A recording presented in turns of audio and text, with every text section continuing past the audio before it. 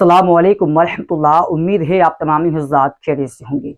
देखिए, अगर आपने वीडियो देखना शुरू कर दिया है तो वीडियो आखिर तक देखें, ठीक है।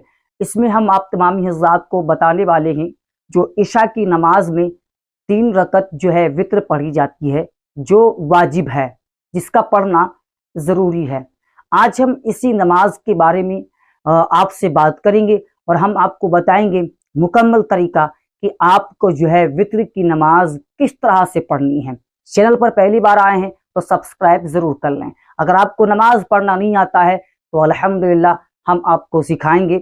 बस आपका काम है कि आप हमसे जुड़े रहें और आपका कोई भी सवाल हो नमाज के मुतालिक, रोज़े के मुतालिक, कहने का मतलब यह है कि शरीयत के मुतालिक कोई भी आपका सवाल हो वो आप कमेंट में ज़रूर पूछें, आपको जवाब दिया जाएगा। बात कर लेते हैं मेरे भाई कि वित्र नमाज कैसे पढ़ी जाती है, क्योंकि बहुत सारे लोग इसमें कंफ्यूज रहते हैं और परेशान हाल लेते हैं।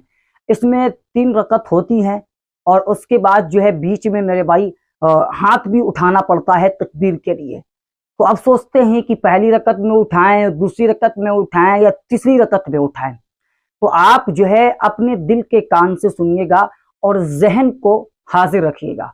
मुकम्मल तरीका मैं आपको देता हूं, आप इसको अच्छे से जो है सीख लीजिएगा। और अगर आपको नहीं याद रहता है सुनने से तो बार बार सुन लीजिएगा। और अगर आपको ऐसे भी नहीं याद रहता है तो कापी उठाइए और कलम उठाइए, आप इसको नोट कर लीजिएगा, ठीक है।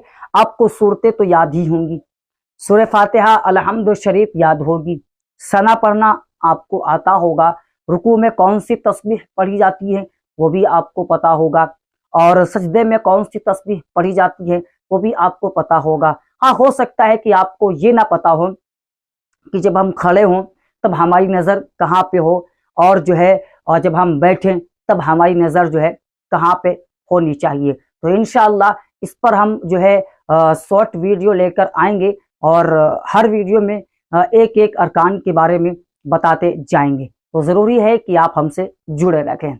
बात करते हैं कि वित्र नमाज हम कैसे पढ़ें।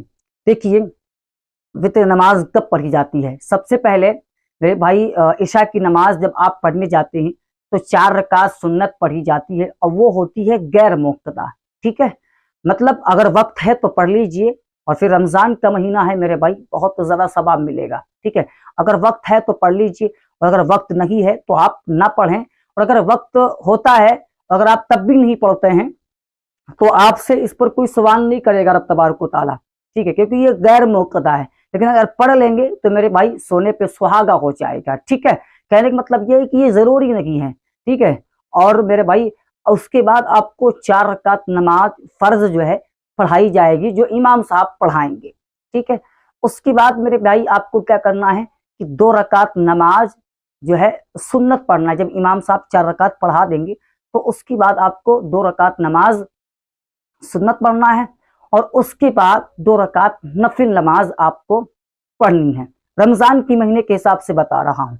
अब आपको बैठना है, फिर उसके बाद इमाम साहब जो है तरावी वगैरह पढ़ाएंगे, और फिर 3 रकात वित्र नमाज आपको वो जमात के साथ पढ़ाएंगे।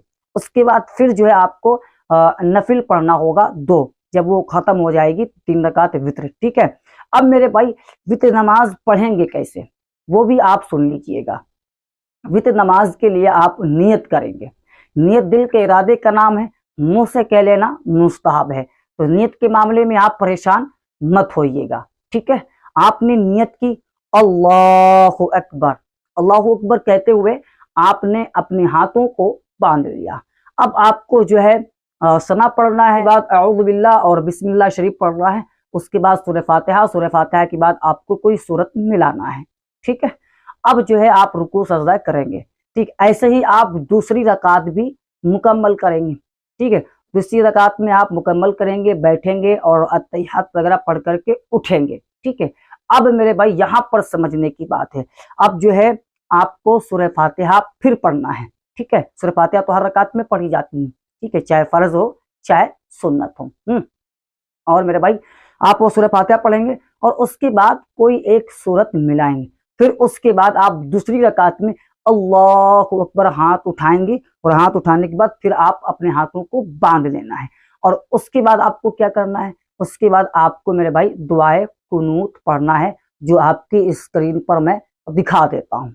आप इसको देख लीजिए। ये आपको दुआ पढ़ना है। जैसे ही ये दुआ खत्म होती है वैसे ही आप रुकू में जाइए और तीसरी रकात मुकम्मल करिए, बैठ जाइए, सलाम फेरिए, आपकी 3 रकात वित्र की नमाज मुकम्मल हो जाएगी। ये कोई पहाड़ नहीं है, ये कोई बहुत भारी चीज नहीं है, बहुत आसान चीज है मेरे भाई।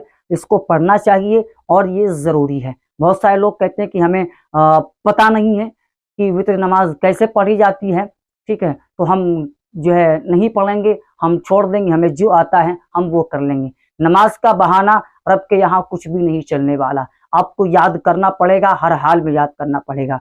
और अल्हम्दुलिल्लाह मैं हर आसान तरीका आप तक पहुंचाने की कोशिश करता हूं।